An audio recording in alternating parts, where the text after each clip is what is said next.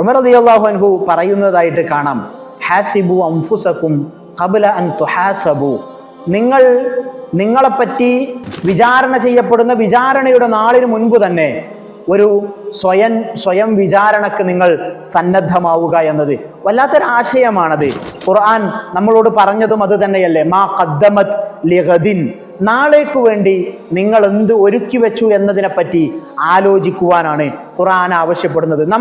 നമ്മളെക്കുറിച്ച് തന്നെ, നമ്മളുടെ ചെയ്തികളെക്കുറിച്ച് തന്നെ, നമ്മളുടെ പ്രവർത്തനങ്ങളെക്കുറിച്ച് തന്നെ നമ്മൾ ആലോചിക്കുമ്പോഴാണ്, നമ്മൾ വിലയിരുത്തുമ്പോഴാണ് പുതിയ വർഷത്തിലേക്ക്, പുതിയ ദിവസത്തിലേക്ക്, പുതിയ മാസത്തിലേക്ക് നമ്മൾ കടക്കുമ്പോൾ കൂടുതൽ ശ്രദ്ധയോടുകൂടി മുന്നോട്ട് പോകുവാൻ നമുക്ക് സാധിക്കുന്നത് എന്ന് മനസ്സിലാക്കേണ്ടതുണ്ട്. നമ്മളുടെ അമലുകളെല്ലാം അള്ളാഹുവിന്റെ പരലോകത്ത് നാളെ വിചാരണ ചെയ്യപ്പെടുന്നതാണ്. യൗമഇദിൻ തുഅറദൂന, അന്നേ ദിവസം നിങ്ങളുടെ അമലുകളെ നാം പ്രദർശിപ്പിക്കുന്നതാണ് എന്ന് ഖുർആൻ നമ്മളോട് പറയാണ്. ഐ തുഅറദൂന അലാ ആലിമി സിർരി വന്നജ്വ, രഹസ്യവും പരസ്യവും എല്ലാം അറിയുന്നവൻ, എല്ലാ സ്വകാര്യ സംഭാഷണങ്ങളും അറിയുന്നവൻ, അല്ലദീ ലാ യഖ്ഫാ അലൈഹി ശൈഉം മിൻ ഉമൂരിക്കും, നിങ്ങളുടെ കാര്യങ്ങളിൽ നിന്ന് ഒന്നുമേ മറഞ്ഞു നിൽക്കാത്തവനായ അള്ളാഹു.